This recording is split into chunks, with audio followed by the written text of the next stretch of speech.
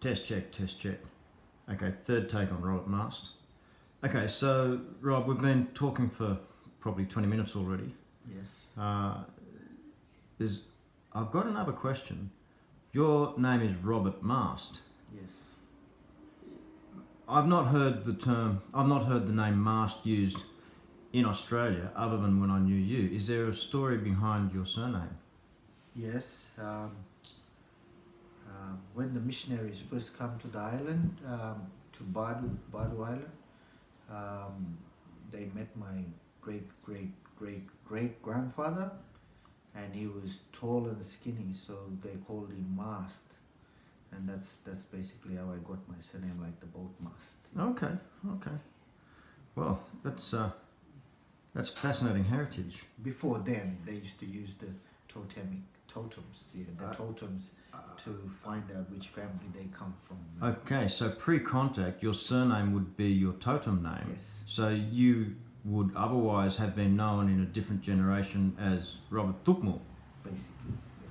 So is that custom still carried on now? Are you known internally, for want of a better word, are you known as Robert Tukmul?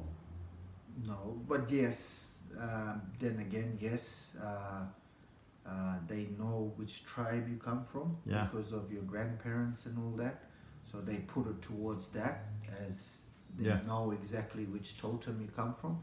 But nowadays, since the surnames have come in,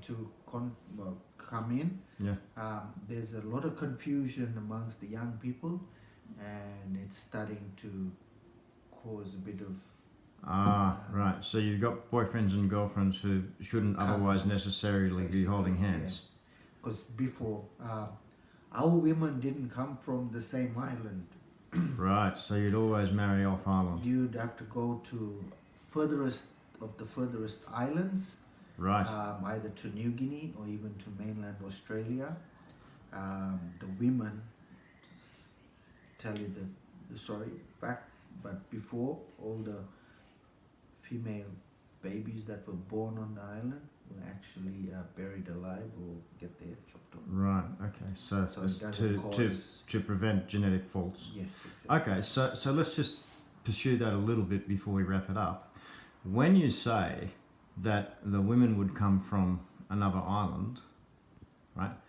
Would that necessarily involve inter-island trade, that you'd send some adult women to another island in exchange for adult women to come back, or would it be more like perhaps an arranged marriage, or would it be more like Saturday night, boys, let's go and raid the neighbouring island and get some girls? That's probably. So it's more like a headhunting raid could also be a girl hunting raid, and they'd be returned to your relative island, willing or otherwise. Yes. Is the polite way of saying. Yes. Okay. And a lot of the captives were also used for initiation purposes, but but we also have trading posts. Like the furthest we ever traded was down to Lockhart River. Okay, so just so people listening to this know, that's about 600 k's down the eastern side of Cape York? Yes. Okay. And that's where we did a lot of the trades. Anyone in between is not a trading post. So right. It's a raiding party. Yeah. But now, to this day, Lockhart is nearly half Badu as well, married into the Aboriginal. So with that family connection, is there a lot of cultural exchange as well? So there might be, say, some Badu language words spoken in Lockhart? Yes. And there might be some Lockhart Aboriginal words spoken on Badu? Not so much, but the elders that used to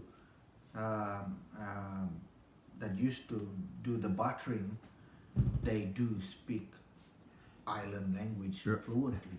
Okay, so the elder Aboriginal people from Lockhart would be fluent in, what's the correct term for your name? Kalalago Ya is my language. Say that again, please. Kalalago Ya? Kalalago Ya. Kala means behind, Lago means island, Ya means word. So, like behind the island word or talk.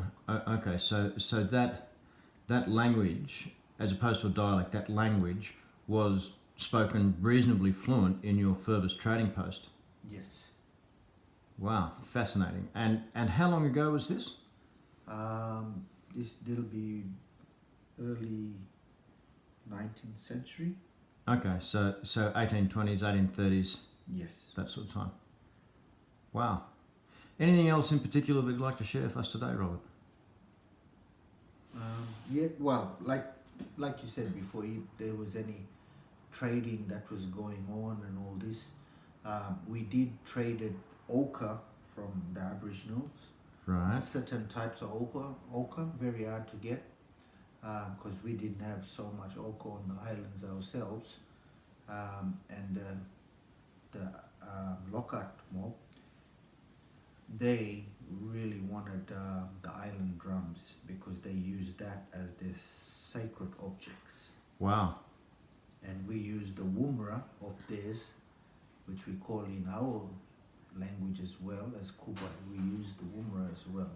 So again, for the audience, the woomera is a spear thrower. Yes. And by using it, you effectively increase the power of, well, the velocity of the spear leaving the man's arm by about, I think it's an increase of 2/3, or is it 300%?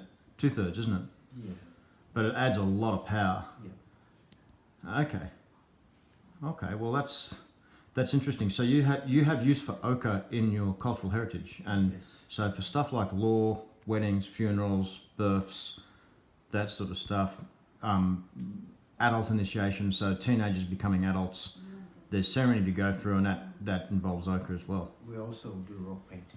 You also do rock painting with ochre. Yeah. So you have cave systems on Bardu Yes. that have rock painting in them. Yes. Is there anything else you'd like to share with us, Robert? This is thoroughly enlightening, I must say. Well, Or are we good depends for how today? further we get into it, I suppose. Okay, well look, let's call that a wrap for tonight, and if there's further stuff we should talk about, maybe we'll take it up another time. Yes. Robert, can I thank you thoroughly for your time, for your cultural knowledge that you've so generously shared with us today, and we look forward to hearing from you in the near future. No worries. Thank you very much. Thank you, Robert. Good evening.